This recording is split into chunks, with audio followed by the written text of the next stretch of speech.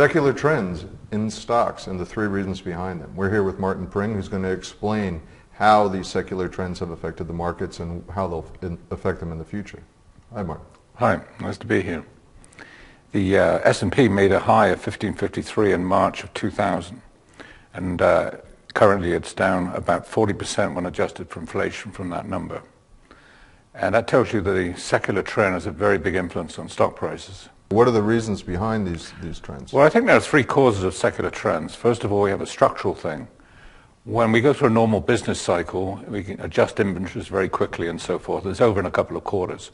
But in the secular trend, we have structural problems where key industries overbuild over decades, and it takes a while to unwind that. And then this is often compounded by government mistakes. So that's the first reason. The second is psychological, where people move from a mood of extreme optimism to extreme pessimism. And this takes about 15 to 20 years to alternate between the secular bull and the secular bear. And a third reason is what I call unstable commodity prices. Typically that's when commodity prices rise too much and too quickly. Or alternatively, sometimes can happen they move down too sharply. When commodity prices are moving up gently or falling gently, that's very good for the stock market. So these are the three causes of the secular trends as I see it. And within that picture, where are we now in that secular trend? Are we moving down the trend? Are we still, is the negative sentiment and everything? Because I can see when you talk about overbuilding, I look at the financials and quite literally overbuilding in housing. Yeah.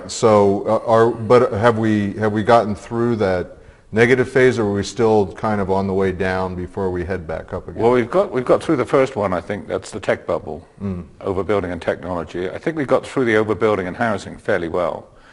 But we're now getting to the point where a lot of these things are being compounded by policy errors, and the most obvious policy area is the budget deficit that we're seeing, and the inability to rein that in, because mathematically at some point interest rates will go back up and we're going to be in a really serious problem.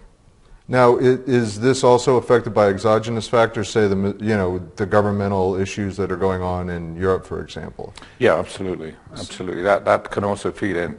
Usually in a secular trend, things that shouldn't go wrong do go wrong. In a recession, things that should go wrong do go wrong. If I make the distinction there. Yeah, right. Well, thank you very much. Thank you. And thank you for watching the MoneyShow.com video network.